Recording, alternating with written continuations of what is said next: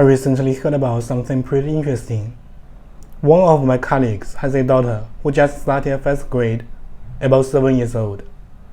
His wife wanted to sign the daughter up for a new concept English tutoring class, but my colleague wasn't on board with the idea. He felt that his daughter was already busy enough, finishing homework by 9 p.m. every day, and attending badminton and calligraphy classes on weekends. He thought she was hard enough and didn't want to add more stress to her learning. This issue has led to some arguments between them. This kind of parenting conflict is actually pretty common in China.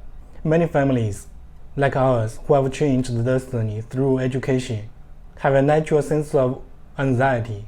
We feel we must invest heavily in education and strive for better degrees. Then we pass this anxiety on to the next generation. We constantly enroll our children in tutoring classes, hoping they get good grades and make it into a top university someday. Honestly, there's no easy solution to this issue. We can only suggest he listens to his wife, or whoever primarily handles the child's education should have the final say. Tutoring isn't just about the cost. Parents also have to manage dropouts and pickups, and both the time and money involved are significant. Once these costs increase, it's hard for both parents and the child to keep up. In such a case, if his wife still insists on signing up for the English tutoring class, maybe they'll just have to go with the flow. English is indeed important, and it's essential to start learning early. Nowadays, kids in China spend too much time on electronic devices. Instead of wasting that time, it's better to use it to learn English.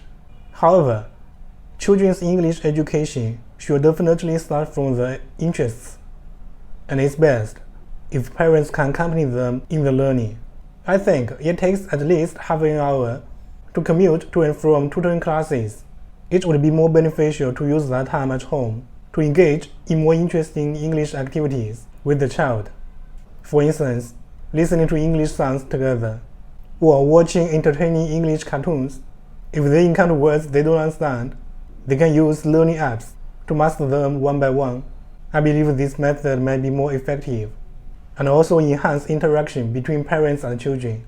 Once children have a basic grasp of English, learning becomes much easier for them. They'll start seeking out movies or cartoons to watch on their own. Developing a child's English skills early on can save a lot of trouble later, and being proficient in English is particularly beneficial for boosting the confidence in learning.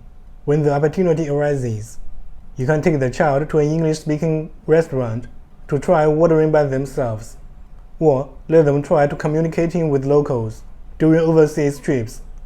When children successfully communicate in English and experience positive feedback, the confidence skyrockets, which in turn greatly motivates them to learn English even more enthusiastically.